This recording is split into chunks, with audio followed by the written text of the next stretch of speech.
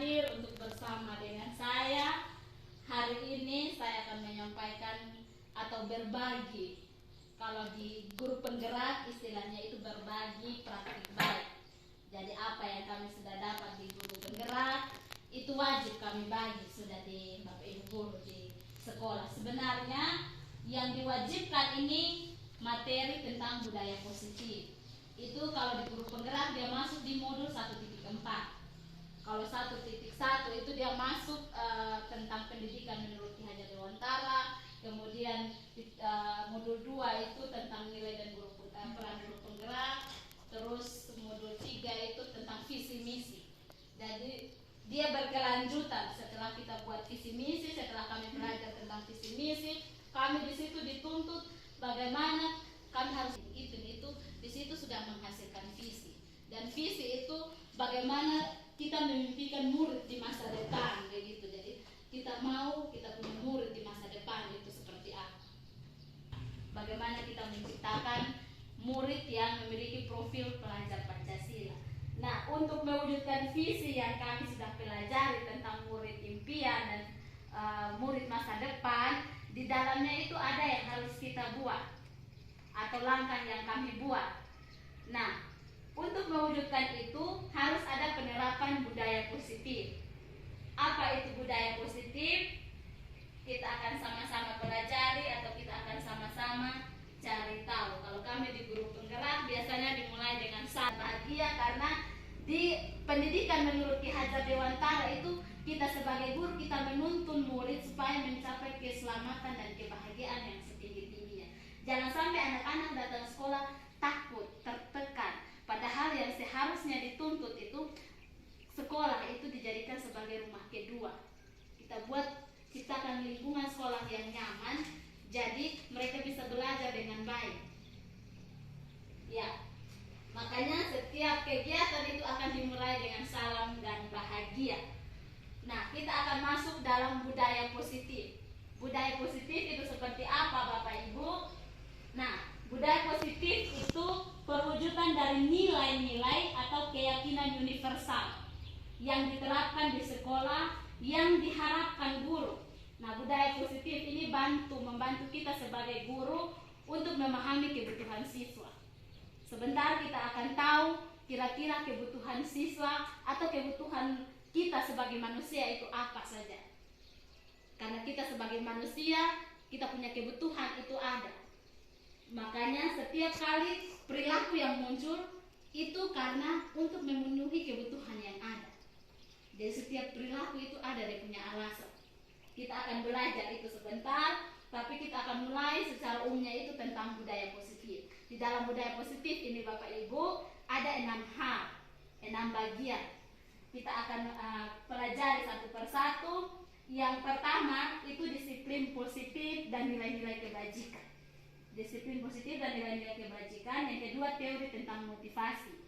Seperti tadi yang saya bilang, orang melakukan sesuatu atau anak-anak melakukan sesuatu itu pasti ada yang memotivasi. Kemudian ada hukuman dan penghargaan, terus ada istilah restitusi, kemudian ada keyakinan kelas, terus yang keempat itu kebutuhan dasar manusia dan dunia berkualitas. Kemudian 5 posisi kontrol kita sebagai guru. Kemudian ada segitiga restitusi. Nah, kita akan pahami satu-satu. Saya akan menuntun Bapak Ibu supaya kita belajar bersama-sama 6 bagian yang sudah kami dapat, dan hari ini saya bersamai Bapak Ibu supaya kita sama-sama tahu ini tentang budaya positif. Karena percuma kalau kami sendiri yang tahu, kami sendiri yang buat. Kak Ibu Oce dibuat apa? Kenapa Kak Ibu Oce sekarang dia tidak toki-toki anak, dia tidak cubit-cubit begitu? Karena di dalam ini Bapak Ibu jujur saya waktu saya belajar ini saya macam kena tampar betul-betul. Ternyata selama ini yang saya buat itu salah sama sekali. Dan di saya punya jurusan pun saya tidak pernah belajar tentang ini. Jadi kadang saya merinding waktu belajar tentang hadir untuk bersama dengan saya. Hari ini saya akan menyampaikan atau berbagi. Kalau di guru penggerak istilahnya itu berbagi praktik baik. Jadi apa yang kami sudah dapat di guru penggerak itu wajib kami bagi sudah di Bapak Ibu guru di sekolah. Sebenarnya yang diwajibkan ini materi tentang budaya positif. Itu kalau di guru penggerak dia masuk di modul 1.4. Kalau 1.1 itu dia masuk tentang pendidikan menurut Ki Hajar Dewantara. Kemudian modul 2 itu tentang nilai dan peran guru penggerak. Terus modul 3 itu tentang visi misi. Jadi dia berkelanjutan. Setelah kita buat visi misi, setelah kami belajar tentang visi misi, kami di situ dituntut bagaimana kami harus buat visi. Dan visi itu bagaimana kita memimpikan murid di masa depan, begitu. Jadi kita mau kita punya murid di masa depan itu seperti apa? Sebenarnya bagaimana kita menciptakan murid yang memiliki profil pelajar Pancasila. Nah, untuk mewujudkan visi yang kami sudah pelajari tentang murid impian dan murid masa depan, di dalamnya itu ada yang harus kita buat atau langkah yang kami buat. Nah, untuk mewujudkan itu harus ada penerapan budaya positif. Apa itu budaya positif? Kita akan sama-sama pelajari atau kita akan sama-sama cari tahu. Kalau kami di guru penggerak biasanya dimulai dengan salam dan bahagia. Karena di pendidikan menurut Ki Hajar Dewantara itu kita sebagai guru kita menuntun murid supaya mencapai keselamatan dan kebahagiaan yang setinggi-tingginya. Jangan sampai anak-anak datang sekolah takut, tertekan. Padahal yang seharusnya dituntut itu sekolah itu dijadikan sebagai rumah kedua. Kita ciptakan lingkungan sekolah yang nyaman, jadi mereka bisa belajar dengan baik. Ya. Nah, kita akan masuk dalam budaya positif. Budaya positif itu seperti apa, Bapak Ibu? Nah, budaya positif itu perwujudan dari nilai-nilai atau keyakinan universal yang diterapkan di sekolah yang diharapkan guru. Nah, budaya positif ini membantu kita sebagai guru untuk memahami kebutuhan siswa. Sebentar kita akan tahu kira-kira kebutuhan siswa atau kebutuhan kita sebagai manusia itu apa saja. Karena kita sebagai manusia, kita punya kebutuhan itu ada. Makanya setiap kali perilaku yang muncul itu karena untuk memenuhi kebutuhan yang ada. Jadi setiap perilaku itu ada dia punya alasan. Kita akan belajar itu sebentar, tapi kita akan mulai secara umumnya itu tentang budaya positif. Di dalam budaya positif ini Bapak Ibu ada 6 hal, 6 bagian. Kita akan pelajari satu persatu. Yang pertama itu disiplin positif dan nilai-nilai kebajikan. Disiplin positif dan nilai-nilai kebajikan. Yang kedua teori tentang motivasi. Seperti tadi yang saya bilang, orang melakukan sesuatu atau anak-anak melakukan sesuatu itu pasti ada yang memotivasi. Kemudian ada hukuman dan penghargaan, terus ada istilah restitusi, kemudian ada keyakinan kelas, terus yang keempat itu kebutuhan dasar manusia dan dunia berkualitas. Kemudian 5 posisi kontrol kita sebagai guru. Kemudian ada segitiga restitusi. Nah, kita akan pahami satu-satu. Saya akan menuntun Bapak Ibu supaya kita belajar bersama-sama 6 bagian yang sudah kami dapat, dan hari ini saya bersamai Bapak Ibu supaya kita sama-sama tahu ini tentang budaya positif. Karena percuma kalau kami sendiri yang tahu, kami sendiri yang buat. Karena di dalam ini Bapak Ibu jujur saya waktu saya belajar ini saya macam kena tampar betul-betul. Ternyata selama ini yang saya buat itu salah sama sekali. Saya merinding waktu belajar tentang budaya positif. Kita menuntut anak supaya begini-begini, sementara yang misalnya penghargaan Bapak Ibu sekilas tentang itu. Kita mau anak-anak yang juara satu kita kasih, padahal itu tidak diperbolehkan sama sekali. Karena itu motivasi dari luar. Yang kita mau itu kita mau menumbuhkan motivasi dari diri kita, motivasi dari diri anak itu sendiri. Jadi ketika dia berperilaku, dia harus melihat motivasi dari diri sendiri. Jangan ada karena saya takut dihukum makanya saya tidak terlambat, saya kerja tugas karena nanti Pak Guru kasih keliling saya lari di lapangan. Itu motivasi dari luar.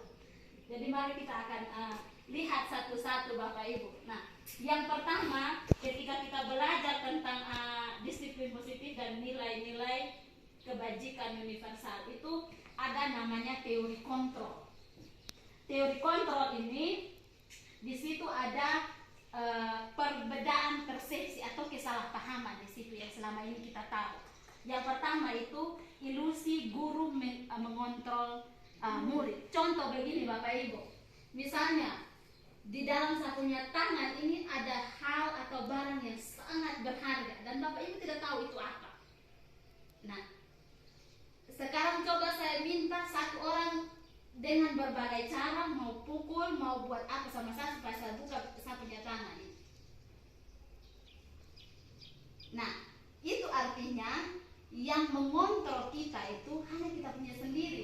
Dia mau pukul atau apa, tapi kalau kita sendiri kita tidak izinkan kita punya diri untuk misalnya tadi buka sapunya tangan, tidak akan bisa. Itu teori kontrol. Jadi yang mengontrol kita punya diri itu hanya kita sendiri. Kalau misalnya kita mau orang lain bujuk, rayu dan lain sebagainya, itu artinya kita kasih izin orang lain kontrol kita punya diri. Itu berkaitan dengan teori kontrol. Kemudian yang kedua, kritik itu membuat orang merasa bersalah dan menguatkan karakter. Kalau kita kritik orang, kita buat orang merasa bersalah. Apalagi kalau kita kritik di depan, itu orang akan merasa bersalah dan dia punya sakit hati. Bapak Ibu, itu akan lebih besar daripada kita cubit sama dia kalau kita kritik. Yang ketiga, penguatan positif, efektif dan bermanfaat. Kalau kita kasih penguatan secara positif, kalimat-kalimat positif, bukan dengan penghargaan. Kemudian orang dewasa memiliki hak untuk memaksa. Itu tidak boleh. Ada Dewan Tangga tentang pendidikan Bapak Ibu yang kami sudah pelajari bahwa kita guru ini kita hanya menuntun saja. Kita tuh kayak petani. Jadi kita hanya kasih siram, pupuk, kasih gembur dia punya tanah. Sementara dia itu harus berkembang sesuai dengan dia punya koda. Dia mau jadi apa ke depan, itu urusannya Tuhan, bukan urusannya kita. Kita hanya urus kita punya tujuan, kita punya tugas saja. Macam kayak petani tadi. Dia tidak akan tahu kalau nanti akan gagal panen. Kita guru toh, kita mau bagaimanapun anak sepintar apapun, kalau dia gagal dia akan gagal. Itu istilahnya seperti itu. Jadi kita sebagai guru yang mau sekelas-kelas apapun, kita tidak akan mengharapkan anak-anak kita gagal. Petani juga begitu, dia akan kerja keras, dia tidak tahu nanti dia akan gagal panen. Ya, selanjutnya ini paradigma stimulus respon yang tadi. Ada stimulus, ada respon. Itu baru masih berkaitan dengan teori kontrol. Jadi ada di situ stimulus, kemudian ada respon atau kontrol. Yang pertama kita mencoba mengubah agar orang lain berpandangan sama dengan kita. Tidak akan bisa Bapak Ibu. Tidak akan bisa. Yang bisa kita lakukan adalah kita berusaha memahami pandangan orang lain tentang dunia. Jadi misalnya ada satu hal, kita tidak akan paksa orang lain supaya dia punya pandangan sama. Yang kita buat adalah kita harus paham bahwa orang itu dia punya pandangan akan berbeda tentang satu hal yang sama. Itu yang harus kita paham. Yang kedua, perilaku buruk dilihat sebagai suatu kesalahan. Sebenarnya itu adalah semua perilaku itu memiliki tujuan. Tujuannya apa? Itu nanti kita akan masuk sebentar di pemenuhan kebutuhan dasar manusia. Jadi setiap perilaku yang anak-anak buat itu dia punya tujuan. Apakah di rumah misalnya dia tidak nyaman, atau misalnya dia tidak bebas di rumah, dia cari kebebasan di sekolah, ataukah karena dia mau menguasai orang lain. Nah, itu kebutuhan-kebutuhan. Kemudian orang lain bisa mengontrol saya. Itu kekeliruan yang sebenarnya adalah bahwa hanya kita yang bisa mengontrol kita punya diri, macam kita punya tangan tadi. Kalau saya tidak mau buka saya punya tangan, mau paksa bagaimanapun tetap tidak akan bisa. Kontrolnya ada di kita punya diri Bapak Ibu. Yang berikut, pemaksaan ada pada saat bujukan gagal. Jadi kalau kita sudah bujuk macam tadi, itu masih dalam teori kontrol. Kalau kita sudah bujuk, dia tidak mau, kita pakai cara kasar, sudah toh? Nah, paksaan sudah. Nah, yang sebenarnya adalah kolaborasi dan konsensus menciptakan pilihan-pilihan baru. Kolaborasi akan menciptakan pilihan-pilihan baru. Kolaborasi, kerjasama, terus kita duduk sama-sama, kita buat pilihan-pilihan baru. Jadi kita tidak bisa paksa ini anak begitu. Yang berikut model berpikir menang kalah. Nah, jadi kalau kita sebuat ini anak Oh kalau dia ikut kita punya mau, oh ini ada ikut sudah kita punya mau. Nah, dia merasa kalah kalau dia punya kebutuhan tidak terpenuhi. Tapi kalau yang sebenarnya menurut teori kontrol, di situ model berpikir menang-menang. Jadi kita guru juga puas, anak punya kebutuhan juga terpenuhi, siswa punya kebutuhan juga terpenuhi. Begitu. Selanjutnya Bapak Ibu, tentang disiplin positif.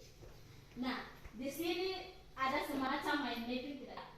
Di situ teori kontrol, dia itu Dr. William Glasser yang mencetuskan ini teori.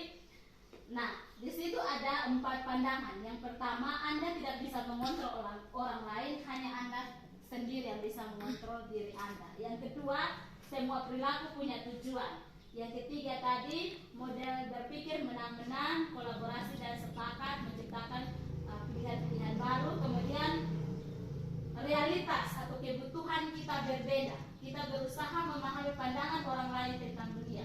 Nah, setiap orang punya gambaran yang berbeda. Misalnya Bapak Ibu sekarang pasti lihat saya punya pandangan yang berbeda-beda tentang saya. Tidak mungkin kita mau paksa orang lain supaya satu sudah pemahaman untuk satu orang begitu. Karena pada dasarnya kita manusia itu beda Bapak Ibu. Dan kita punya ciri-ciri fisik saja sudah beda. Yang anak kembar sudah itu beda, dia punya karakter. Nah, kontrol diri dengan menggali potensi agar tujuan bisa tercapai. Kemudian di situ ada teori motivasi. Nah, di dalam teori motivasi, nanti sebentar kita akan belajar orang kalau misalnya motivasi dari luar, misalnya untuk menghindari hukuman, anak bisa datang cepat, dia punya motivasi berbeda supaya dipuji, wah dia tiap hari rajin datang sekolah tepat waktu Nah, itu motivasi dari luar. Atau saya pergi cepat supaya jangan terlambat, nanti kalau terlambat suruh cabut rumput. Motivasi dari luar. Tapi yang kita mau tumbuhkan itu adalah motivasi dari dalam diri sendiri, bahwa ini anak ini harus bertanggung jawab, saya ini sebagai siswa saya harus datang pagi. Itu yang kita mau tanamkan. Dan Bapak Ibu, jujur ternyata yang kita selama ini lakukan itu salah besar. Misalnya guru tidak masuk, anak-anak kita panggil cabut rumput sudah, lari keliling sudah. Siapa yang salah sebenarnya? Kita harus refleksi itu. Yang sebenarnya yang dicabut suruh itu guru, bukan siswa. Karena yang tidak masuk guru, anak dia sudah datang tunggu kita di kelas. Begitu. Kemudian di situ di dalam teori motivasi itu untuk mendapatkan imbalan atau penghargaan, Bapak Ibu. Jadi motivasi kita itu, motivasi orang melakukan sesuatu itu kalau misalnya dari luar, supaya saya dapat pujian tadi, saya belajar supaya saya pintar, jangan sampai saya dapat juara, itu motivasi dari luar sebenarnya. Kemudian ada tentang kebajikan yang kemudian nanti diturunkan ke dalam keyakinan kelas. Nilai-nilai kebajikan itu ada dalam dimensi profil pelajar Pancasila. Nah, itu misalnya jujur, tanggung jawab, gotong royong, peduli, menghargai, itu masuk semua di dalam profil pelajar Pancasila. Kemudian yang model berpikir menang-menang, itu ada 5 posisi kontrol, sebentar kita akan pelajari. Kemudian di dalam 5 posisi kontrol itu Bapak Ibu perhatikan. Nanti kita akan tahu sebentar posisi kita itu apakah sebagai penghukum, atau apakah kita sebagai pembuat merasa bersalah, atau kita sebagai teman, atau sebagai pemantau, atau sebagai manajer. Nah, kemudian untuk melakukan posisi sebagai manajer itu ada istilah namanya segitiga restitusi. Bagaimana kita menyelesaikan masalah yang ada. Nah, untuk menyelesaikan masalah itu nanti sebentar ada langkah-langkahnya kita akan belajar lebih dalam. Di situ ada tentang menstabilkan identitas, validasi kebutuhan, dan menanyakan keyakinan. Kemudian yang berkaitan dengan kebutuhan, karena kebutuhan kita berbeda, di situ ada 5 kebutuhan dasar. Ini secara garis besar punya materi yang kita mau lihat sama-sama sebentar. 5 kebutuhan dasar. Yang pertama itu setiap orang itu ada yang namanya kebutuhan untuk bertahan hidup. Itu makan, minum, namanya kebutuhan fisiologi, kebutuhan untuk bertahan hidup. Kemudian ada namanya kebutuhan untuk penguasaan, yang mau menguasai orang lain, dia ingin dipuji. Kemudian atau dia ingin diakui. Nah, itu kebutuhan. Setiap tindakan pasti punya tujuan dilakukannya. Dia istilahnya setiap tindakan itu pasti ada alasan. Nah, alasannya itu untuk pemenuhan itu 5 kebutuhan dasar. Kemudian ada yang namanya kebutuhan akan kasih sayang dan rasa diterima. kemudian ada kesenangan, kebutuhan akan kesenangan, dan kebutuhan akan kebebasan. Kita akan lanjut makna disiplin secara umum. Ada satu ini kemarin. Nah, disiplin kalau punya konsep secara umum, Bapak Ibu, itu kita bisa belajar di situ, kita bisa lihat di situ bahwa disiplin artinya belajar. Nah, itu konotasi dengan disiplin diri. Itu menurut teori Socrates dan Plato. Nah, disiplin diri itu membuat orang menggali potensi menuju tujuan. Kemudian apa yang dia hargai. Nah, kalau yang dihargai itu berkaitan dengan keyakinan sudah. Nah, dalam budaya disiplin itu kadang kita ubah, kita lebih cenderungnya kepada anak itu patuh dengan kita, berarti dia sudah disiplin. Kita lebih cenderungnya kepada kepatuhan. Padahal kita tidak tahu kalau di dalam kepatuhannya dia itu apakah karena memang dia dari dirinya sendiri atau karena ada alasan lain, motivasi ekstrinsi. Dia patuh karena dia tidak mau kita puji sama dia. Dia patuh karena dia mau kita puji sama dia. Nah, itu motivasi dari luar. Nah, kecenderungan tadi itu dengan kata disiplin dan dengan kepatuhan itu adanya atau munculnya ketidaknyamanan.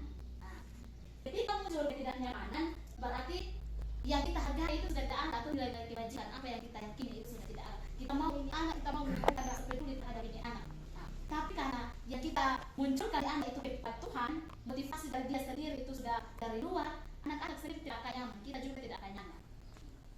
Yang kita mau itu supaya anak-anak juga nyaman, kemudian siswa juga nyaman. Makanya lagi istilah merdeka gurunya, merdeka siswanya. Jadi ketika kita sudah paham sama-sama, ini akan tercapai Bapak Ibu. Memang akan susah sekali dengan kita punya karakter, dengan kita punya alam dan sebagainya, tapi setidaknya kita sudah paham kebajikan universal. Di situ berkaitan dengan profil pelajar Pancasila. Nah, ada dimensi-dimensi yang kita sudah tahu Bapak Ibu, karena kita memang tahun kedua mungkin kita penerapan kurikulum merdeka yang nilai-nilai kebajikan atau yang mau kita tumbuhkan di anak-anak itu sudah mandiri, bernalar kritis, kemudian berkebinekaan global, bergotong royong, kreatif. Itu dalam dimensi profil pelajar Pancasila. Selanjutnya Bapak Ibu kita masuk, itu tadi tentang disiplin positif dan nilai-nilai kebajikan. Nah, ini tentang teori motivasi perilaku manusia. Teori motivasi perilaku manusia, Bapak Ibu, di situ kita perhatikan ada 3. Yang pertama, menghindari ketidaknyamanan atau hukuman. Nah, di situ pasti dalam pikirannya dia apa yang akan terjadi apabila saya tidak melakukannya. Saya kena pukul kan? Nah, saya dihukum, itu kita buat anak tidak nyaman. Kemudian yang kedua, untuk mendapatkan imbalan dari orang lain atau institusi. Jadi di situ yang ada dalam pikirannya adalah apa yang akan saya dapatkan apabila saya melakukannya. Nah, yang 1 dan 2 itu masuk dalam motivasi eksternal. Artinya dia fokus dengan apa yang datang dari luar. Dia fokus dengan apa? Kalau saya tidak buat ini, saya kena pukul pasti. Nah, atau kalau saya misalnya saya belajar, saya tekun sama saya dipuji, senang sudah saya. Itu motivasi dari luar. Tapi yang ketiga adalah untuk menghargai diri sendiri. Nah, itu yang mau kita tumbuhkan Bapak Ibu. Kita tumbuhkan supaya yang motivasinya itu adalah dari dalam dirinya sendiri. Nah, itu tujuan dari disiplin positif.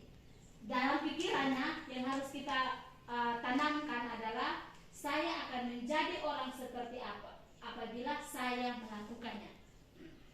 Itu yang harus kita tanamkan di anak-anak. Semua yang dia lakukan itu efeknya nanti di masa depan. Jadi kalau dia buat baik akan berpengaruh juga di masa depan. Kalau dia buat yang tidak baik, pengaruhnya juga di masa depan. Pengaruhnya untuk dia punya diri sendiri, itu yang harus kita tanamkan Bapak Ibu. Yang berikut, kalau di kita dunia pendidikan pasti kita kenal dengan ini beliau, Bapak Pendidikan ini Ki Hajar Dewantara ini. Jadi menurut Ki Hajar Dewantara yang istilahnya merdeka, itu artinya tidak hanya terlepas dari perintah, akan tetapi cakap buat memerintah diri sendiri. Itu yang kita mau. Supaya kita punya anak-anak itu bisa atur mereka punya diri sendiri, bisa kontrol mereka punya diri sendiri. Ketika mereka mau kerja keras, ternyata kami sudah buat keyakinan kalau guru tidak masuk, kami harus duduk belajar di dalam kelas, tidak boleh keluar masuk. Itu yang harus kita tanamkan. Yang berikut, kita lanjut. Berikut itu dihukum oleh penghargaan. Bapak Ibu, saya sampai di sini memang saya benar-benar merinding. Yang saya baru tahu kalau penghargaan itu ternyata menghukum orang, bukan memotivasi orang. Nah, menghukumnya Bapak Ibu perhatikan di sini.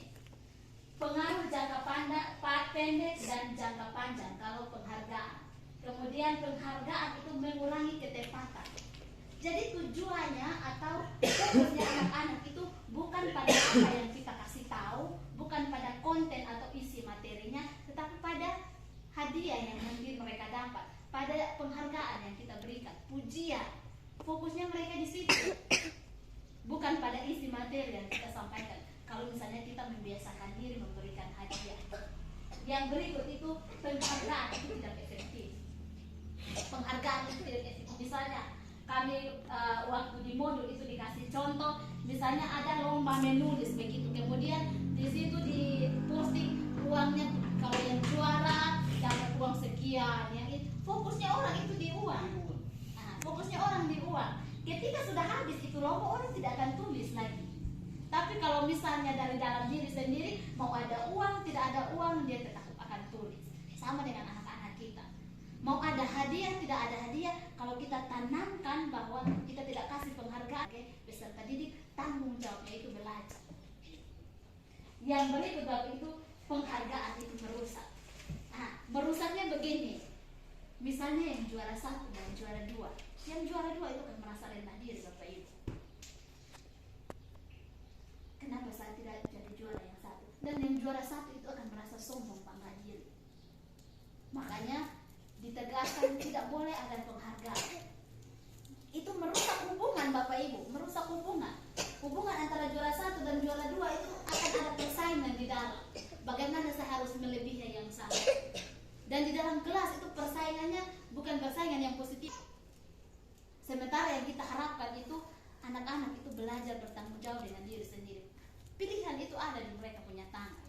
Mereka yang mengontrol mereka punya tangan, mengontrol mereka punya diri sendiri. Mereka bertanggung jawab untuk mereka punya masa depan. Itu yang harus kita tekankan di anak-anak. Jadi makanya waktu saya belajar ini dihukum oleh penghargaan itu ternyata memang selama ini misalnya kita puji anak-anak itu mempengaruhi sekali. Apalagi Bapak Ibu kita puji di depan kelas, kita puji di lapangan, tidak boleh sama sekali Bapak Ibu. Tidak boleh sama sekali. Karena itu akan merusak nilai-nilai dan merusak anak punya mental sendiri. Anak fokusnya di nanti saya dapat pujian di banyak orang lihat sama saya, sama sekali tidak boleh.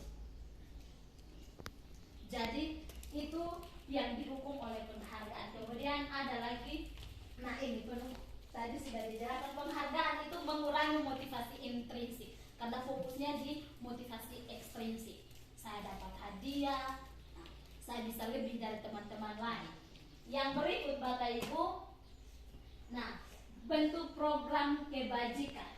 Nah, bagaimana kita menghargai misalnya anak yang nilainya bagus. Nah, itu kita beri pengakuan secara khusus Bapak Ibu yang diarahkan. Jadi tidak di depan-depan. Paling sebentar kalau misalnya dia dapat nilai bagus di kelas, kita panggil sama dia, bagus sekali tadi kamu punya cara ini, tingkatkan lagi. Kita panggil secara khusus. Itu dia akan merasa termotivasi ketika ketimbang kita puji dia di dalam kelas, menumbuhkan persaingan, merusak hubungan di dalam yang seharusnya. Kemudian beri pengakuan secara pribadi. Setelah kita panggil khusus, kita beri pengakuan secara pribadi. Nah, beri pengakuan secara pribadi ini Bapak Ibu harus untuk semua murid.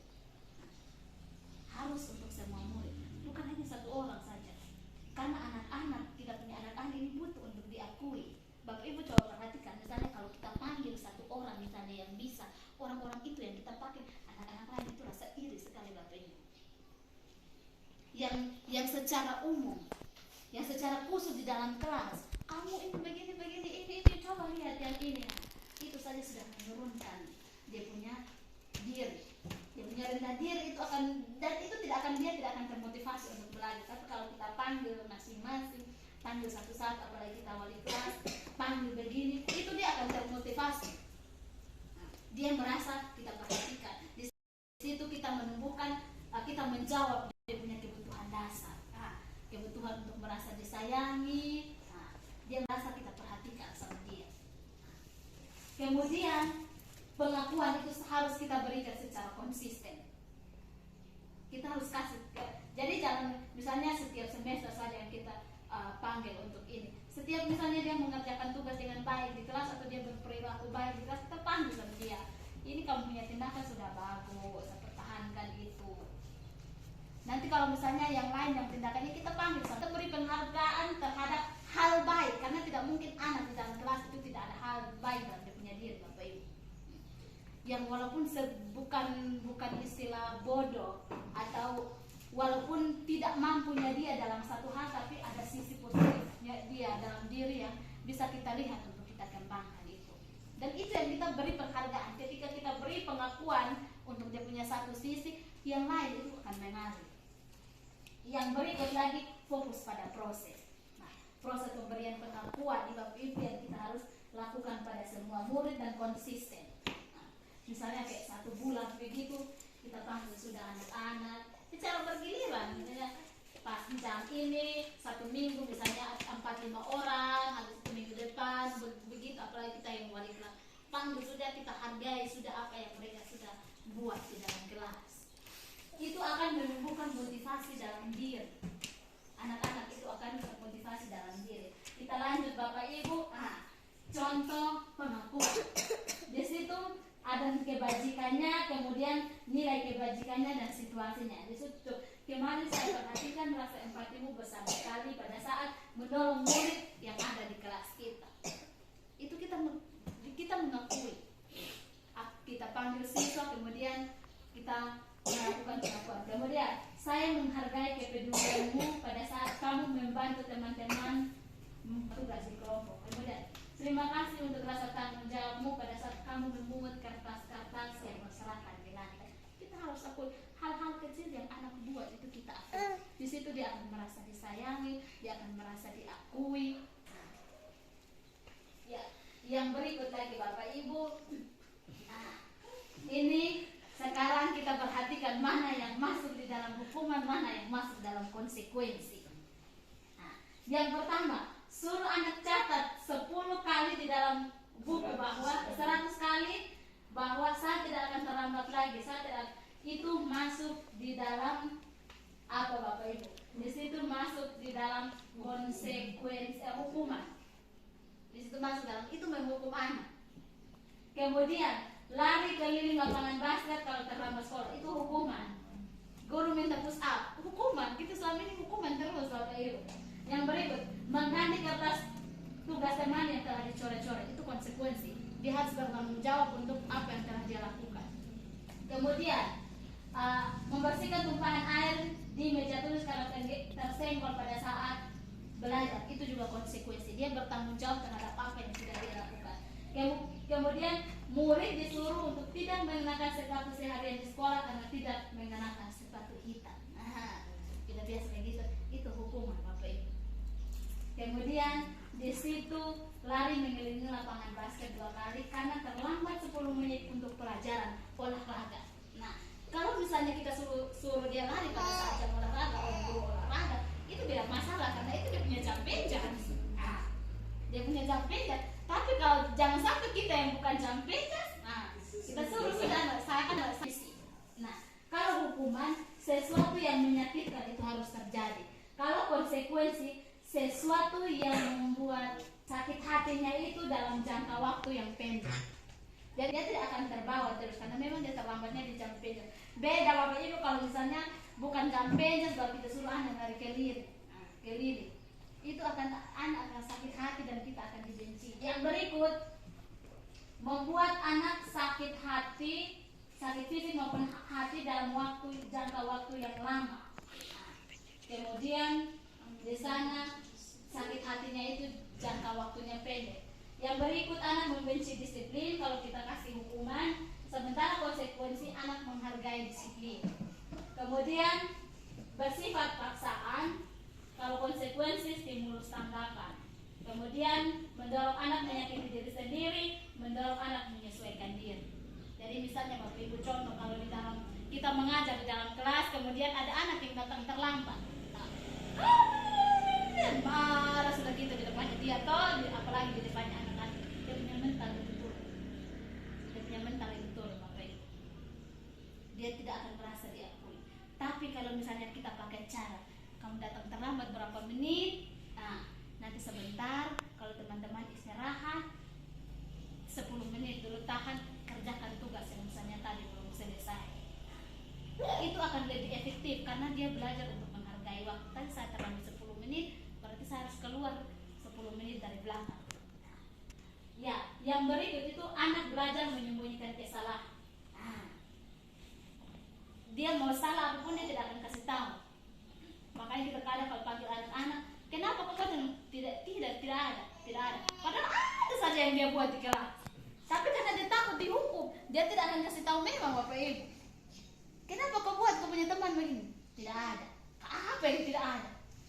Padahal dia itu punya alasan, hanya karena dia takut kita hukum sama dia. Makanya dia jawabnya tidak ada. Nah, sementara kalau konsekuensi, anak belajar mematuhi aturan.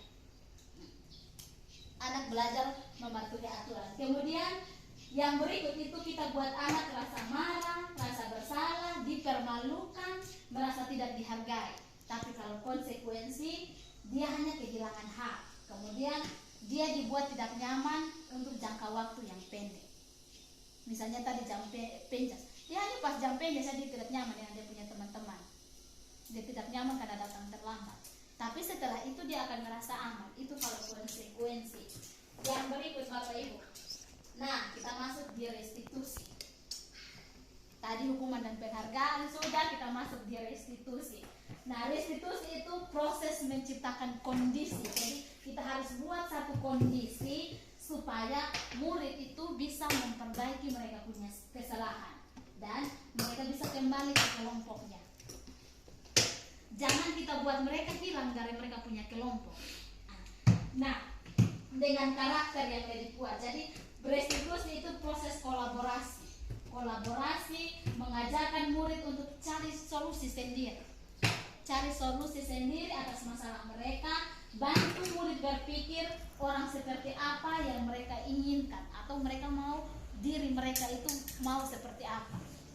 Misalnya tadi kita ajarkan mereka bagaimana mereka memiliki pemahaman bahwa ke depan itu mereka mau jadi apa, itu keputusan ada di mereka sendiri. Nah, di dalam restitusi itu sebentar kita akan belajar lebih lanjut bagaimana kita menerapkan restitusi dalam menangani permasalahan-permasalahan siswa. Yang berikut Bapak Ibu, kita masuk di restitusi. Restitusi itu kenapa dia digabungkan dengan tadi hukuman, kemudian penghargaan? Dia adalah bagian tertinggi dari konsekuensi. Jadi konsekuensinya itu sudah hal yang positif, tapi di atas dari konsekuensi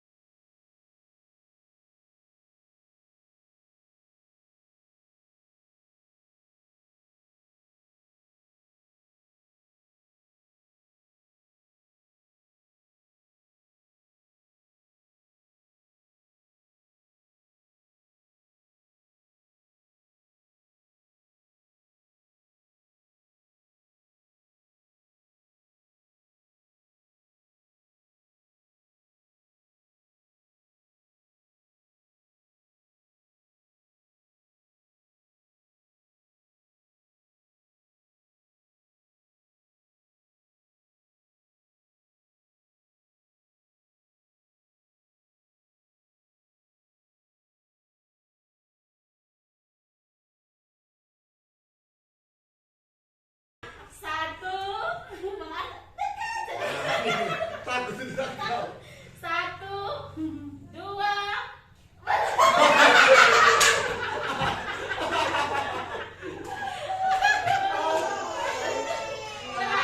Benar. 1, 2, 3 tangkap. Ya, terima kasih Bapak Ibu semua masih konsentrasi.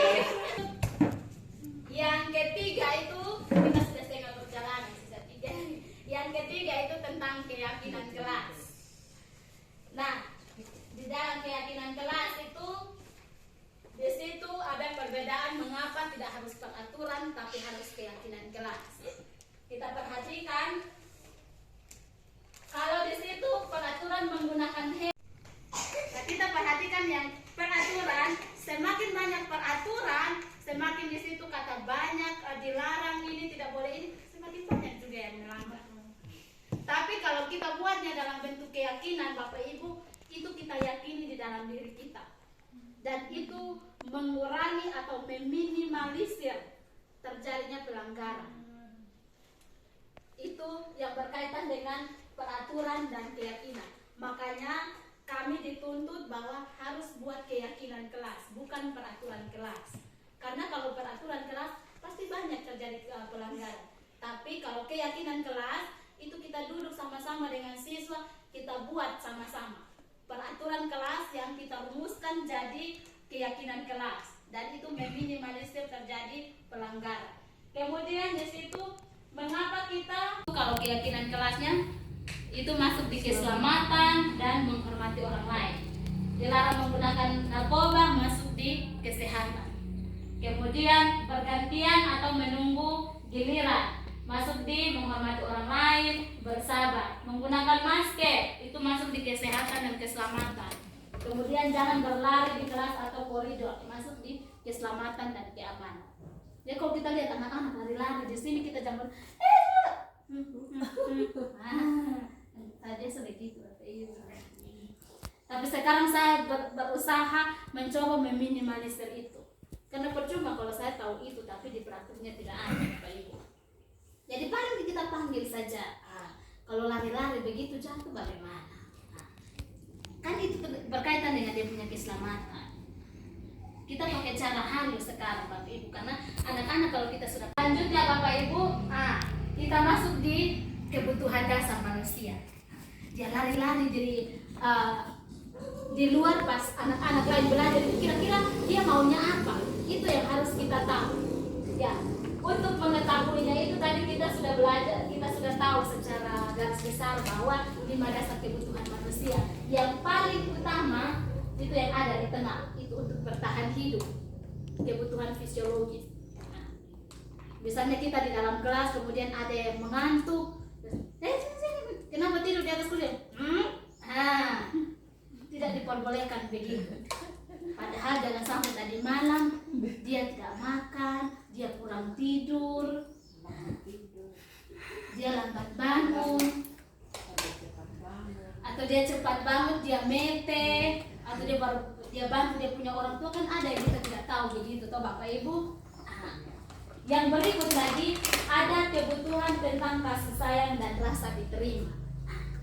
Jadi anak-anak ini kadang-kadang di rumah nih terlalu melawan, orang tua marah-marah.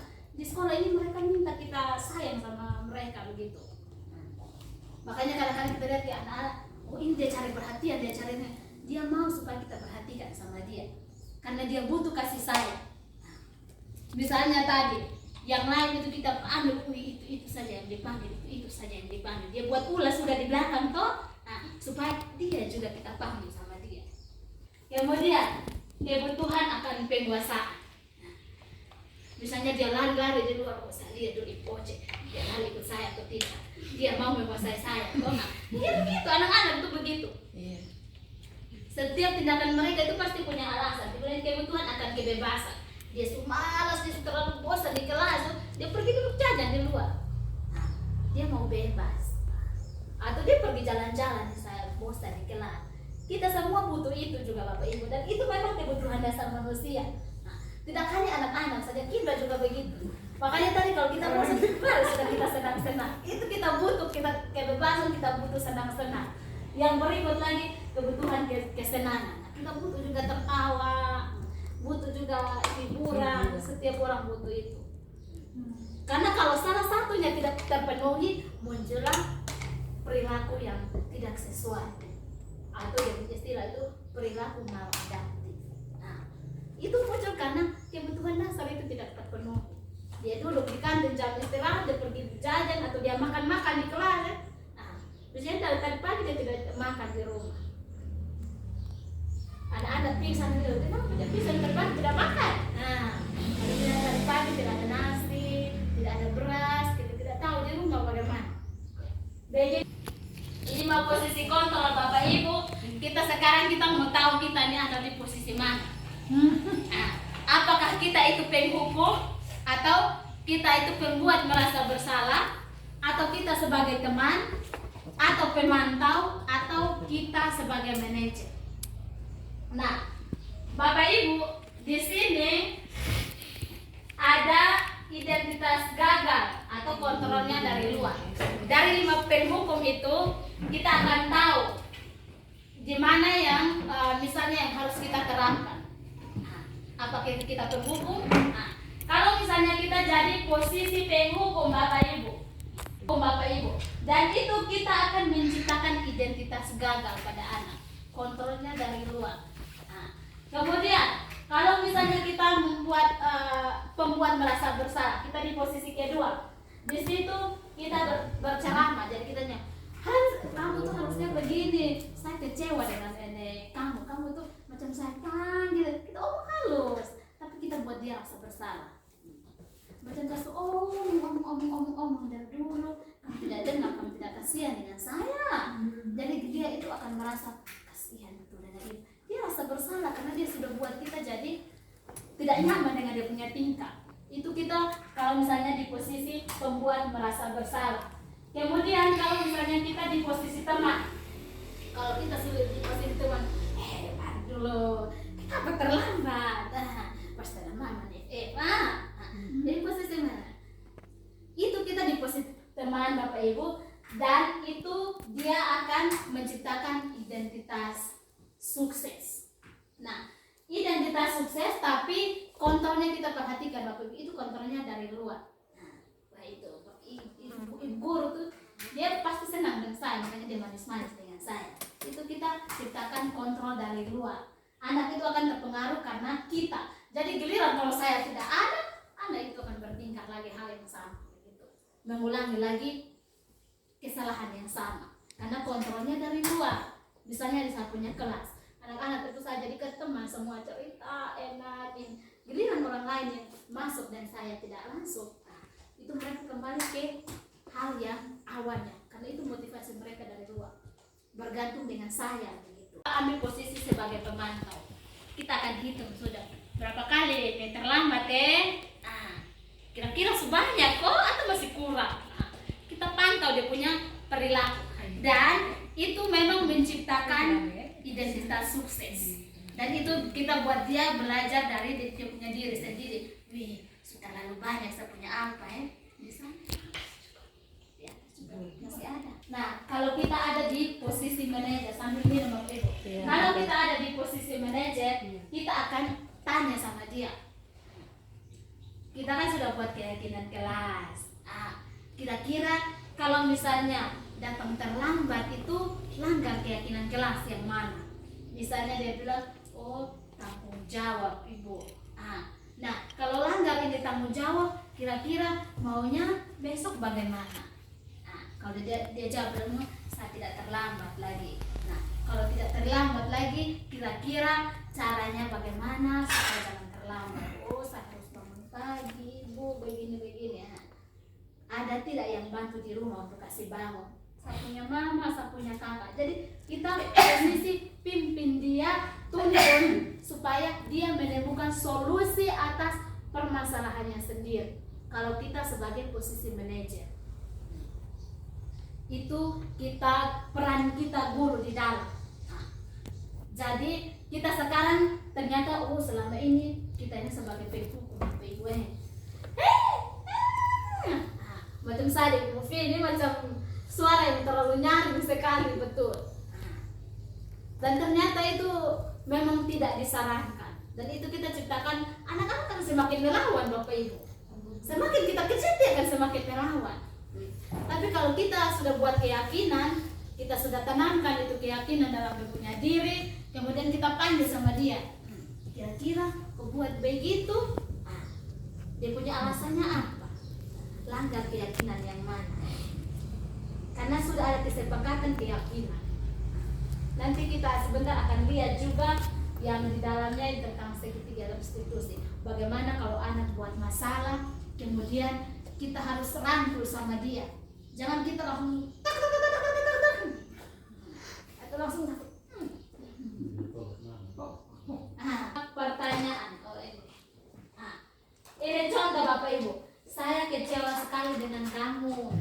Itu dia masuk di pembuat merasa bersalah. Jadi kita buatin orang dia ini ibu kecewa, jadi dia merasa bersalah sekali. Kemudian misalnya kamu tidak pernah benar melakukannya. Tidak pernah buat yang betul sedikit. Jadi bapak atau ibu kontrolnya dari luar, motivasinya dari luar, dan itu kita posisi sebagai teman.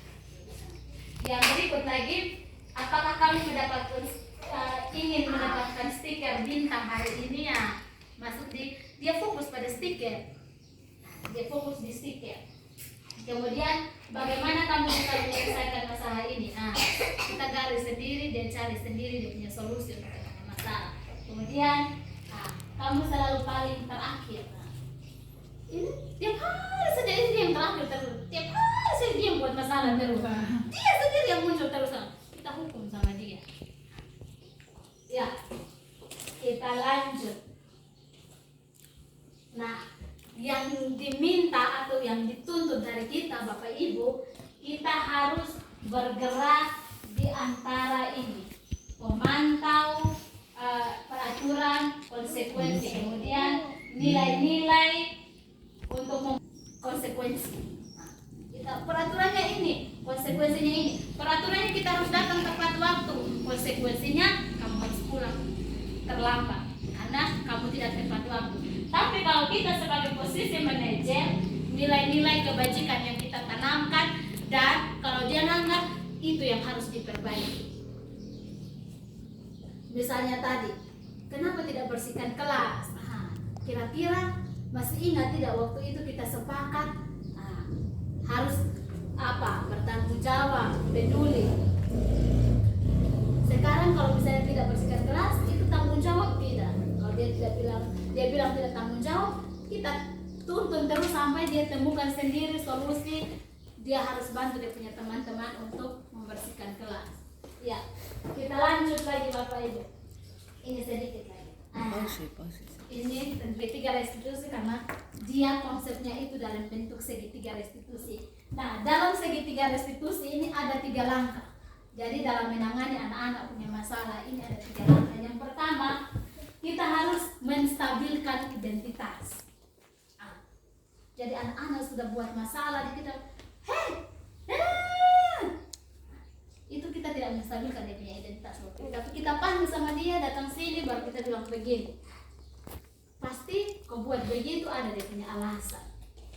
Kalau dia bilang iya ibu saya begini. Tidak apa ibu berdua begitu.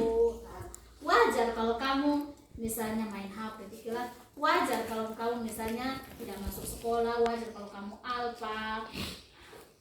Masuklah di validasi kebutuhan. Validasi kebutuhan. Di dalam validasi kebutuhan, di situ kita alpa itu sebenarnya tidak baik. Kita kasih tahu kalau misalnya kamu alpa, kamu sudah rugi berapa pelajaran ini yang kamu tidak ikut. Kita yang suruh, sebentar pulang sampai di jalan ini dong baku tepa lagi. Dong baku tepa di jalan. Tapi kalau dari dalam dia punya diri sendiri, pulang sebentar dong coba perlu jalan sama-sama. Yang walaupun tadi itu dong baku pukul sampai habis-habisan. Ya, bisa Bapak Ibu? Bisa. Nah, di situ ada kata-kata tentang menstabilkan identitas. Nah, untuk membuat anak merasa gagal karena berbuat salah menjadi positif. Di situ guru berkata berbuat salah itu hal yang manusiawi, tidak ada yang sempurna. Bapak Ibu juga salah, kita pasti bisa menyelesaikan masalah ini. Terus Bapak Ibu tidak tertarik dengan siapa yang benar. Misalnya ini kan sering terjadi tuh Bapak Ibu. Siapa yang duluan ini? Dia ini tadi satu belum habis satu. Dia ini butuh satu belum habis. Jadi kita mau dengar yang mana? Kita langsung cukup omong. Saya tidak peduli, Ibu tidak tertarik mana yang benar, mana yang salah. Posisi sekarang kita cari tahu bagaimana cara selesaikan ini masalah. Karena pasti apalagi kalau musuh ribut-ribut, berkelahi itu pasti datang satu cari tahu dia punya kebenaran, satu cerita dia punya kebenaran. Jadi yang harus kita lakukan itu adalah saat ibu tidak mau cari tahu siapa yang benar dan siapa yang salah, tapi ibu di sini mau bantu untuk selesaikan kamu punya masalah. Kalau mau cari tahu kapan selesai itu pasti semua mau benar, habis tidak ada yang boleh salah. Ya, yang berikut bisa juga kalau kita bilang kalau kamu menyalahkan diri terus menerus, apakah kamu bersikap baik pada dirimu sendiri? Oh saya begini, saya tidak bisa ibu. Dia itu akan bersikap merasa rendah diri terus. Jadi tidak akan bangkit, tidak akan buat dia atau gara-gara saya ini dia begini, gara-gara saya ini dia begini. Itu dia akan buat buat salah itu hal yang biasa, manusiawi. Kalau saya juga posisi marah, posisi ini pasti saya tampar begini, tapi pasti ada cara lain selain dari kita tampar begitu. Ya, itu untuk menstabilkan identitas. Yang kedua, validasi kebutuhan. Segitiga restitusi, yang kedua itu validasi kebutuhan. Nah, validasi kebutuhan ini dia membantu murid mengenali kebutuhan dasar. Kemudian di situ memenuhi kebutuhan dasarnya, apakah itu penguasaan, kebebasan, kasih sayang, rasa diterima, atau kesenangan, atau bertahan hidup. Macam tadi ya, saya kasih contoh, misalnya dia tidur di kelas. Dia tidur di kelas, wih macam kemana antum sekali ya. Nah, iya ibu, tadi malam saya tidak tidur. Kenapa tidak tidur tadi malam? Jadi kita cari tahu sudah. Ketika dia punya kebutuhan dasar sudah terpenuhi, kita bawalah dia keluar bahwa ada nilai yang sudah dia yakini dan yang harus dia lakukan. Tapi kita tahu juga kalau misalnya bosan atau apa, pasti juga tidur di kelas atau mengantuk. Saya juga kalau mengantuk pasti saya tidur di kelas. Tapi kita sudah belajar untuk menghargai orang lain. Jadi kayaknya anak-anak sekarang memang tidak mau kita kasar Bapak Ibu. Kalau kita kasar terlalu, anak selalu menginjak kita di kepala. Jadi kita coba hal-hal yang positif. Kita coba terapkan hal-hal yang positif ini, kemudian kita lihat. Kita lihat apakah itu dia efektif, dan sudah pasti efektif. Karena ketika kita melakukan hal-hal positif itu Bapak Ibu, kita kenali kebutuhan anak. Dia kasih lari kita di lapangan macam Hesron dulu itu. Hesron dulu kan suka lari. Anak itu butuh kebebasan, dia butuhnya bebas begitu. Makanya ketika belajar di kelas dia tidak kena, dia maunya dibuat terus. Ya, bisa Bapak Ibu? Bisa. Selanjutnya yang terakhir itu tanya keyakinan.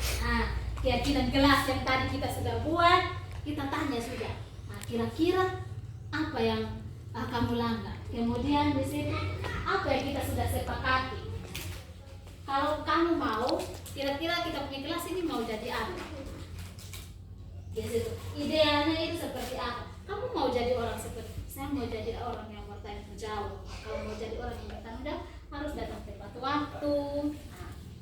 Yang berikut, apa yang kamu rasakan ketika kamu melakukan itu? Kamu menjadi orang seperti apa? Sebenarnya saya tidak sengaja ibu, atau sebenarnya kan saya tidak membuat dia, tapi saya terpaksa atau saya spontan saya buat begitu. Kamu menyesal, saya menyesal. Pasti akan ngomong begitu Bapak Ibu. Jadi kita paham dulu dia punya kebutuhan. Tindakan, makanya tadi dari awal saya bilang setiap perilaku yang anak-anak munculkan itu karena ada kebutuhannya dia yang tidak terpenuhi. Itu alasan dia bertindak seperti itu Bapak Ibu. Ya, Kelas lain sudah selesai. Sedikit. Nah, ini ada intervensi 30 detik. Intervensi 30 detik ini adalah membantu murid kembali ke tujuan semula. Singkat, kemudian ada pertanyaan-pertanyaan yang diajukan oleh seorang pemantau, posisi kita sebagai pemantau atau manajer. Jadi kita dituntut kita hanya ada di posisi pemantau dan posisi manajer. Yang pertama, apa kamu ingin berbuat lebih baik? Itu pertanyaan-pertanyaan. Yang kedua, apakah saat ini kamu sedang menjadi orang yang sedang kamu inginkan? Nah, jadi kita tahu kalau misalnya dia buat masalah ini, kamu mau jadi begitu. Saya sebenarnya tidak mau begitu, ibu, hanya karena pasti alasan dia buat itu masalah. Kemudian, apakah kamu bisa mengubah perilaku yang saat ini menjadi sikap yang lebih membantu? Nah, jadi macam dia tampak tadi, ada cara lain tidak untuk selesaikan ini masalah selain tampak sama dia. Ada yang ambil dia punya tas, dia langsung datang menangis sudah. Tinggal kita tanya sama dia sudah. Kira-kira selain tampak sama dia tadi, cara lainnya. Oh, saya kasih tahu sama dia baik-baik, jangan ambil saat punya tas. Itu kita buat dia supaya dia omong sendiri, Bapak Ibu. Yang berikut lagi, apakah wajar membuat kesalahan? Bisakah kita memperbaikinya? Kemudian apa yang kamu lakukan saat ini sudah sesuai? Kemudian kapan kita mulai? Yang berikut peraturannya apa? Sepertinya kamu punya masalah. Saya bisa bantu apa? Saat ini kamu seharusnya berbuat apa? Nah, saya harus minta maaf atau apa? Kemudian apa yang bisa saya bantu agar kamu bisa melakukannya? Apakah saya bisa bantu agar dapat segera dimulai? Jadi untuk buat ini kita perlu kesepakatan. Kami bagikan untuk Bapak Ibu semua terkait dengan budaya positif. Ada 6 hal tadi, disiplin positif, kemudian hukuman penghargaan, restitusi, 5 posisi kontrol, segitiga restitusi. Jadi semoga apa yang kami bagi di Bapak Ibu sekalian itu bisa mengubah pola pikirnya kita. Bisa mengubah pola pikirnya kita, membuat kita berefleksi, oh saat ini posisinya begini. Halo, selamat siang. Perkenalkan nama saya Ibu Meliana Murlini Busa. Saya mengajar mata pelajaran bahasa Inggris di SMP Negeri 3 Jawa Timur. Baik, saya akan menyampaikan sedikit refleksi mengenai sosialisasi yang disampaikan oleh Ibu Oce tentang diseminasi budaya positif.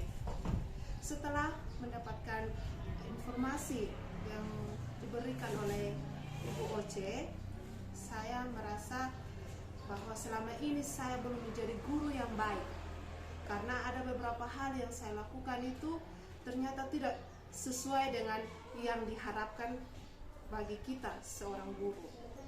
Jadi kedepannya saya berharap saya bukan lagi menjadi guru yang hanya terus memberikan hukuman kepada anak-anak, tetapi saya bisa menjadi guru atau sebagai manajer yang baik untuk anak-anak.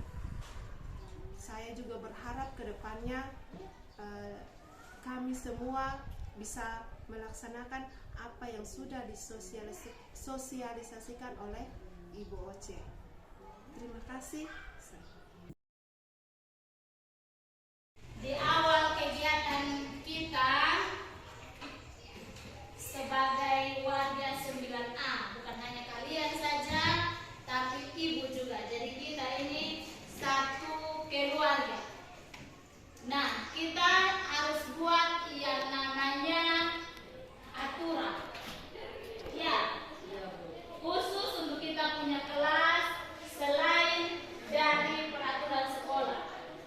Nah, tapi karena aturan itu biasanya kebanyakan dimulai dengan kalimat-kalimat negatif, maka kita ganti dengan keyakinan kelas. Keyakinan kelas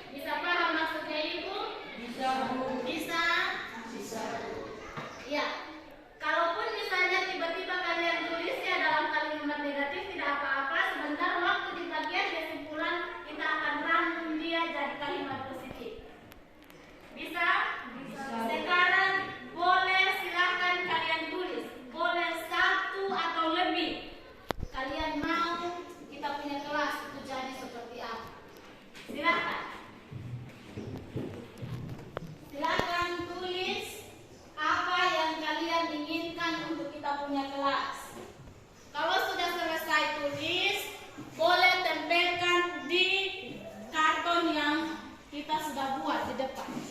Tulis nama Ibu. Tidak usah tulis nama. Langsung tulis saja. Misalnya 1, menghargai teman. 2, datang tepat waktu. 3, misalnya dalam belajar, mengerjakan pekerjaan rumah. Begitu. Yang berikut, contoh misalnya masalah dalam belajar. Kalau misalnya yang masalah nyontek, tidak boleh nyontek, kan kalimat negatif. Kita gantinya ke kalimat positif. Jujur dalam mengerjakan soal-soal ujian. Nah, seperti itu. Ngerti maksudnya Ibu? Iya. Kalaupun kalian tulis dalam kalimat negatif tidak apa-apa. Nanti sebentar kita bisa rangkum dan kita ambil kesimpulan.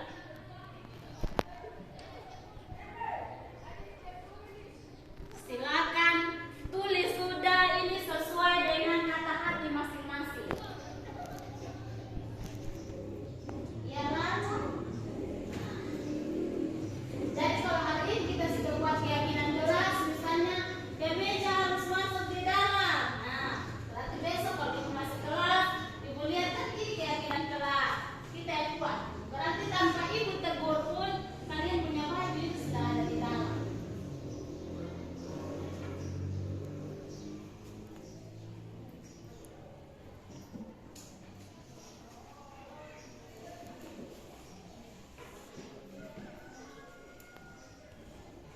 Menghargai teman, contoh. Jujur, contoh. Di dalam jujur itu ada banyak ya. Menghargai teman di dalamnya itu banyak. Tidak boleh sebut dia punya nama kasar. Nah, itu termasuk di dalamnya menghargai teman.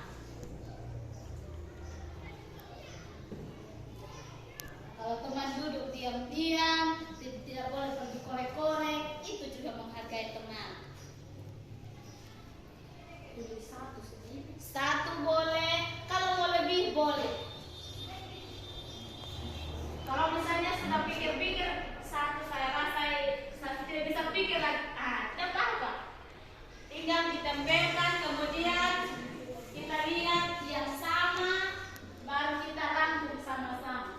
Ingat ya, karena ini keyakinan kelas, setelah kalian tulis dan kita sepakati sama-sama, kalian akan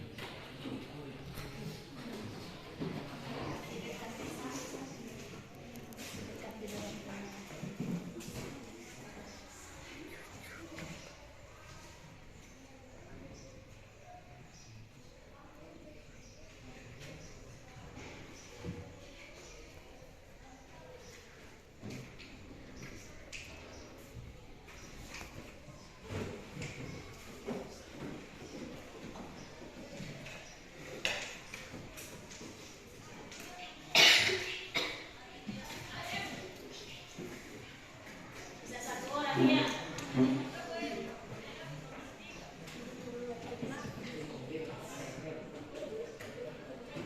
Ya, sekarang sambil menunggu Renya, Ibu kasih kertas ini di Yoman, Clara, kemudian siapa tadi? Sinta, Rano. Tujuannya supaya kita buat ketika kita baca dan ada yang sama, kita bisa sepakati. Karena kalau misalnya itu 26 keyakinan terlalu banyak, dan pasti otomatis di dalamnya itu banyak yang sama. Iya toh? Iya. Jadi kita persempit lagi dari 26, kemungkinan besar kita akan dapat di bawah dari 26 keyakinan. Karena kalau semakin sedikit keyakinan kelas yang kita buat, mudah kita ingat. Karena di dalamnya itu pasti banyak sekali rincian. Bisa mengerti? Bisa. Contoh, di dalam menghargai, misalnya kamu tulis di depan itu tidak boleh mengganggu teman. Nah, di dalam tidak boleh mengganggu teman itu pasti ada banyak lagi di dalam. Jadi kita bisa tulisnya di situ, menghargai teman, menghargai guru.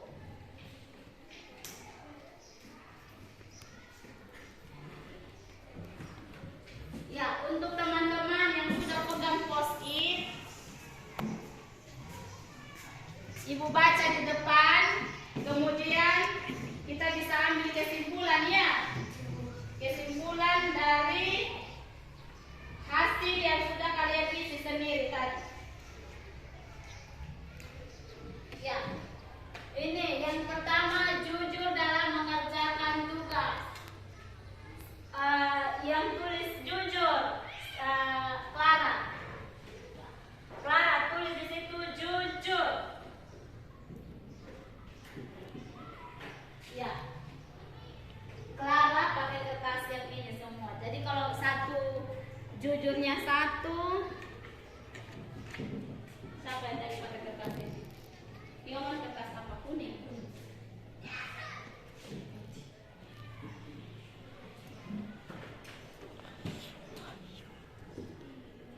Sinta pakai kertas apa? Hijau.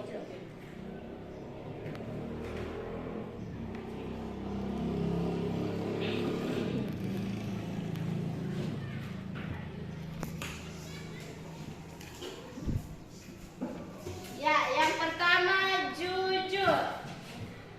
Sinta, Clara yang tulis ya. Kemudian di sini menghargai teman. Menghargai teman.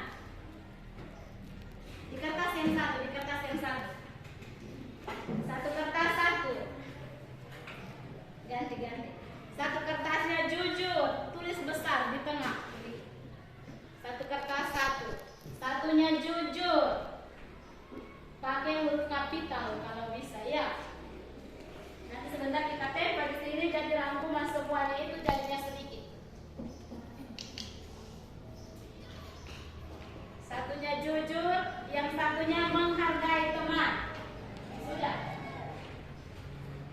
Kemudian Yoman, di sini ada tentang jangan membuang sampah sembarangan. Kira-kira ini kalimat negatif atau positif?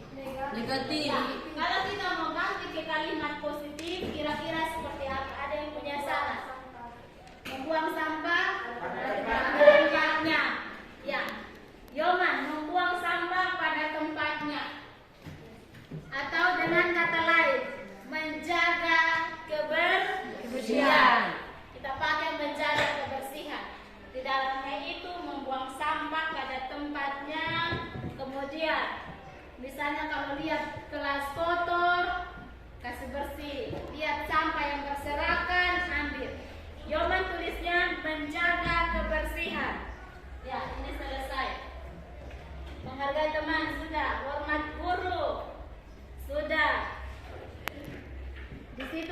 Clara tadi hanya menghargai teman.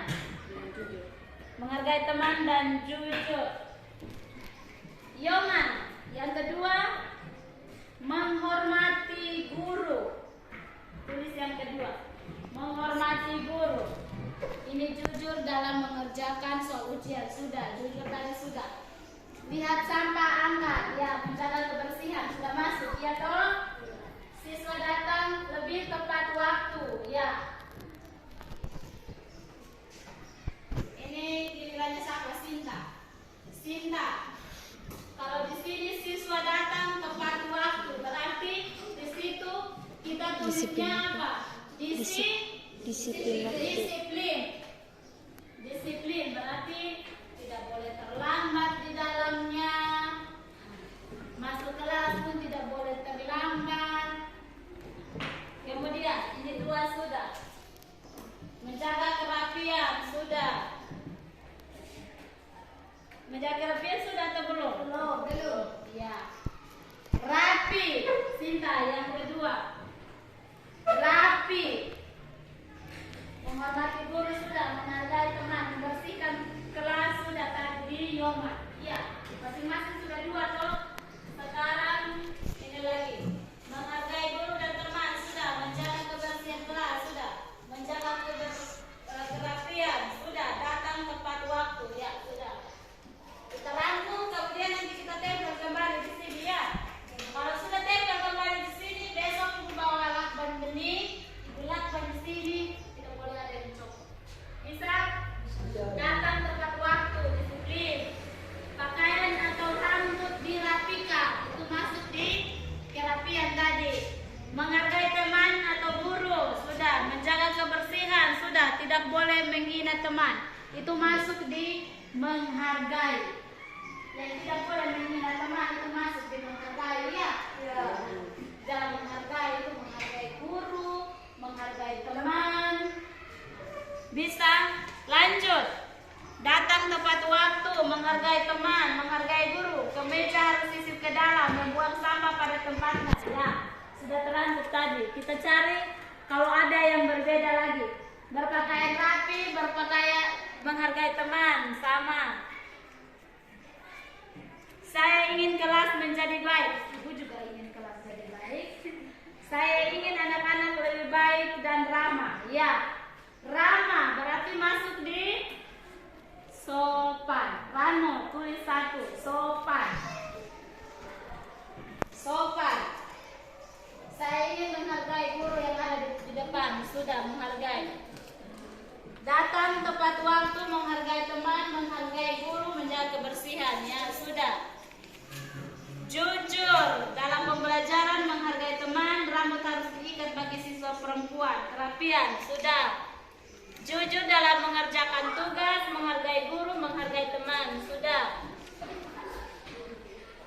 Siapa yang tulis jangan tepat waktu.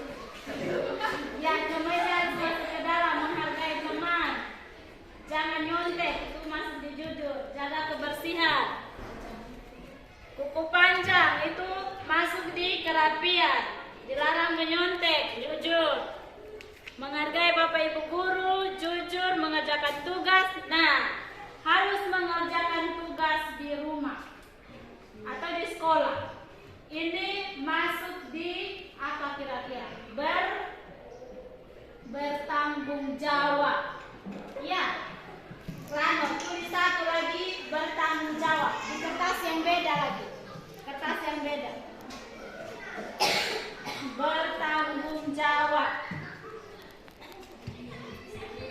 Lanjut ya. Tidak boleh nyontek. Siswa datang tepat waktu. Ya, hampir semua sama. Lanjut. Jujur mengerjakan soal, menghargai teman, jujur terhadap teman, menghargai guru, sama. Menghargai teman. Apa ini? Berpakaian. Apa ini? Rapikan. Siapa yang bisa baca ini?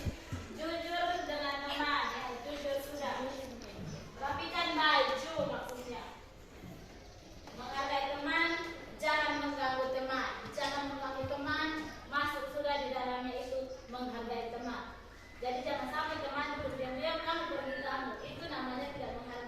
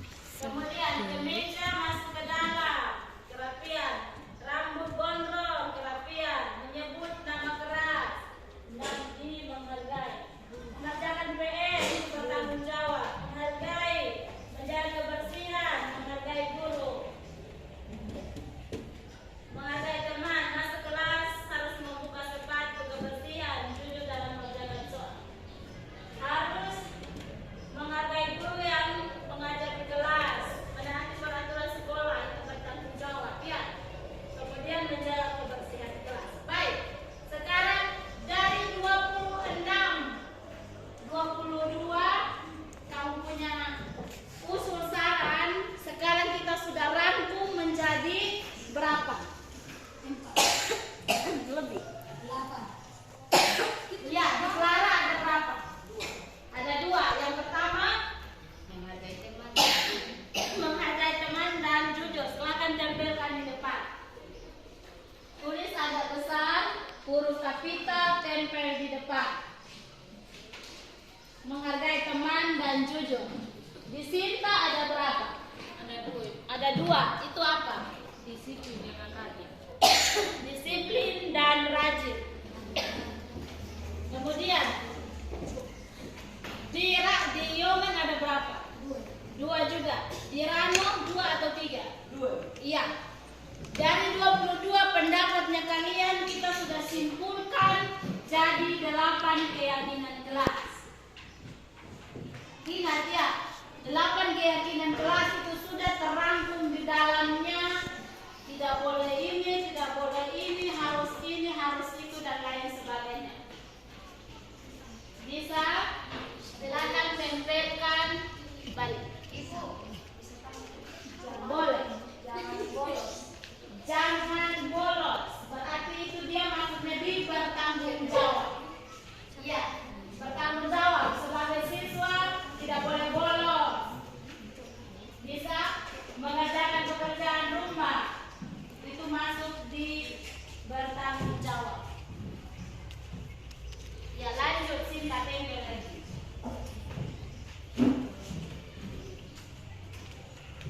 Kasih jarak-jarak kenapa?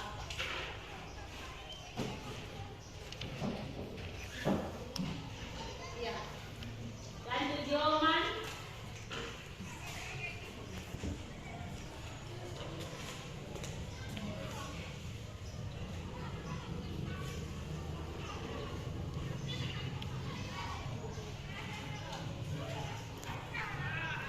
Ya. Rano.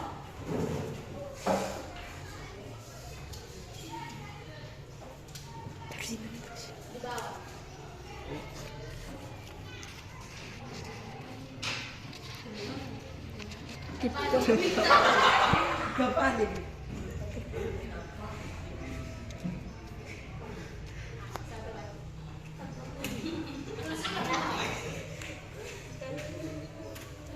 Warna kuning ini hijau. Tulisnya di sini. Tulisnya di sini. Di sini paten. Apa itu?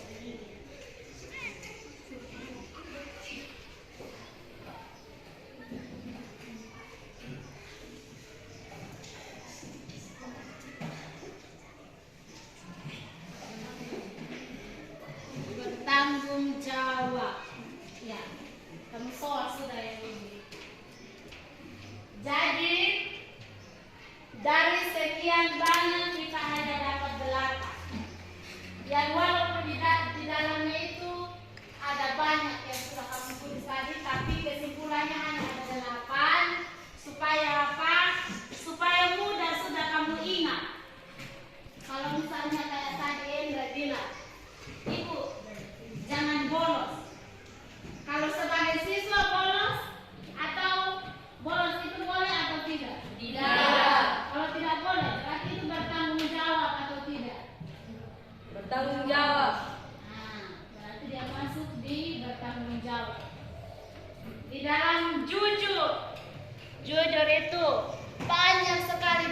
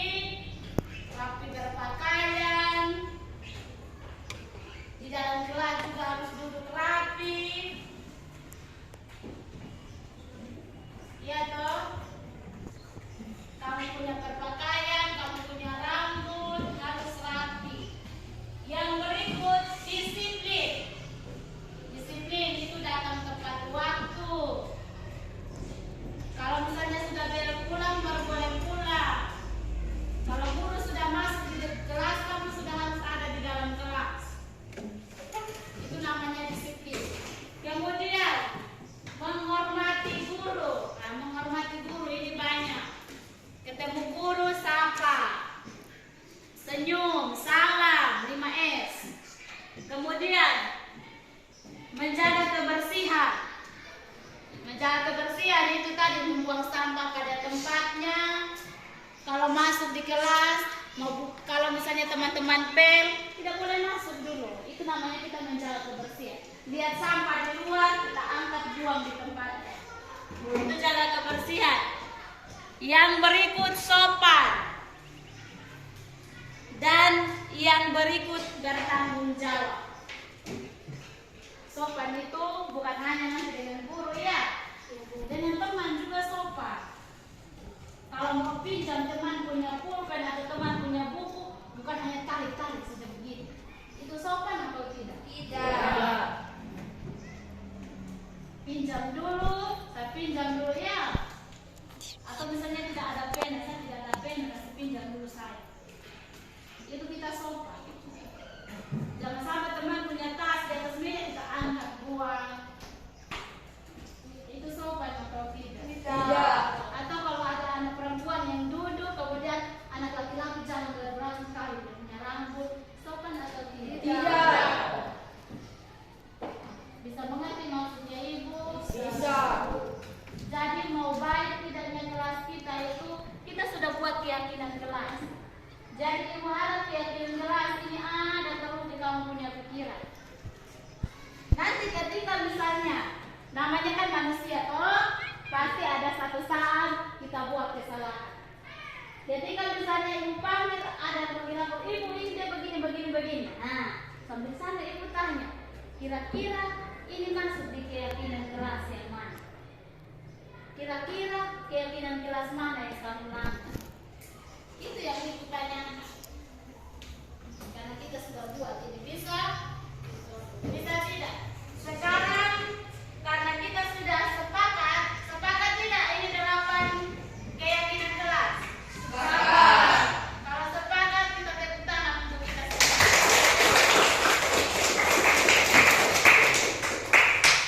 Ya, selanjutnya yang terakhir itu ibu minta kalian tanda tangan dulu.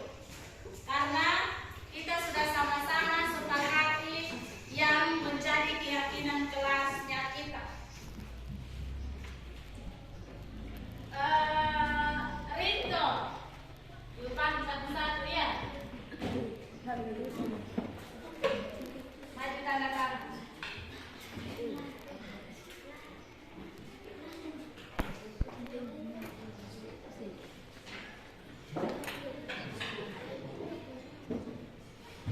Ambros.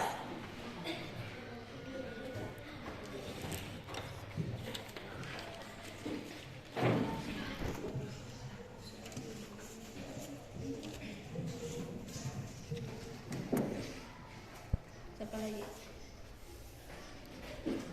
Andini.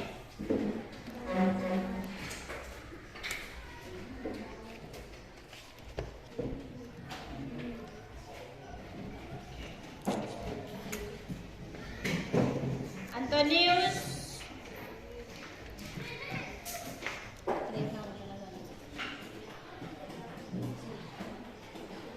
Renya.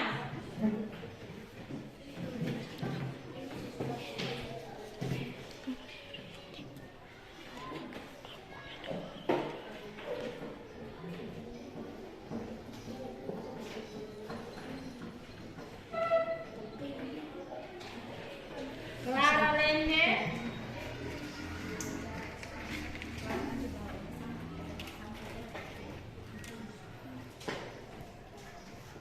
Clara Dana.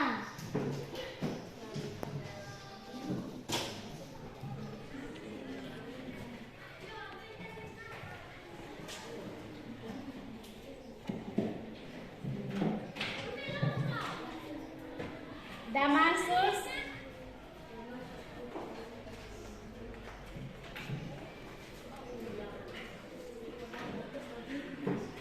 Desrin.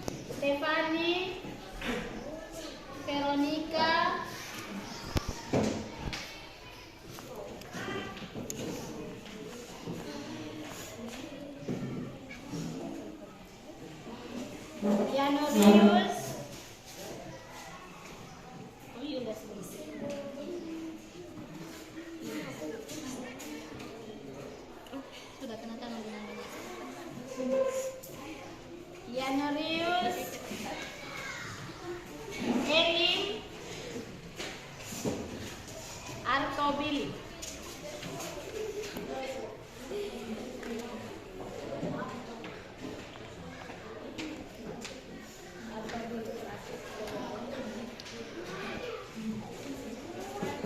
Ya, baik. Perkenalkan, nama saya Clara Gracia Lende, kelas 9A.